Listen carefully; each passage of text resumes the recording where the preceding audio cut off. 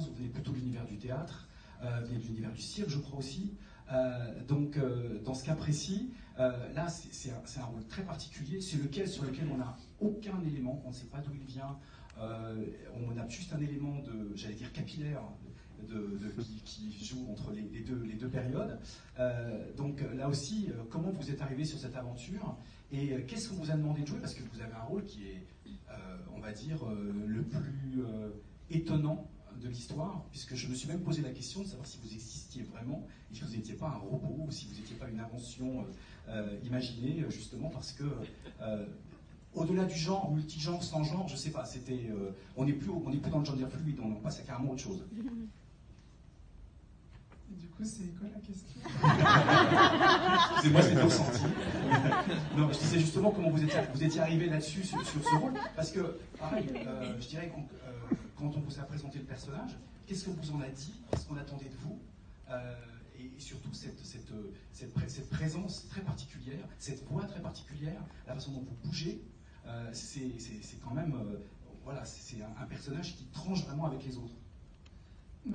Ce qui a été génial, c'est que on a construit un peu le personnage un peu tous ensemble avec l'équipe, avec les gens du HMC, donc de l'habillage, de la coiffure, du crasé, de comment allait naître ce personnage. Et on a fait beaucoup d'essais et du coup ça m'a donné un corps, comme vous le dites. Moi je travaille beaucoup sur le corps, alors du coup j'ai beaucoup vu l'allure que ça allait me donner et comment j'allais travailler ça.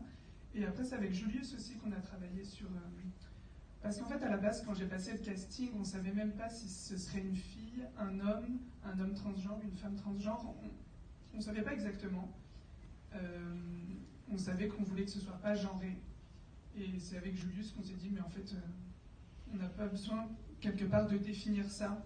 Et de dire, c'est une femme transgenre ou c'est un homme transgenre. On s'est dit, en fait, c'est non genré. Et enfin, on restait là sur ce personnage. Et après, en fait, au fur et à mesure de la série, on avait commencé le tournage et nous-mêmes, on découvrait les épisodes. Donc on découvrait ce qui se passait avec nos personnages, on a lu en même temps, on a découvert la série en même temps qu'on la tournait. Et comment s'est passée justement la création visuelle, j'allais dire la façon dont le choix des vêtements, le choix capillaire, le maquillage, la voix, tout ça, comment ça a été envisagé? Est-ce qu'il y avait, on va dire, déjà une idée précise en tête? Ou est-ce que c'est l'arrivée de Nuit qui a justement changé un peu et on va dire changé les codes et on est parti sur autre chose qui n'était pas forcément les choses que vous aviez en tête à l'origine? On a vraiment construit chaque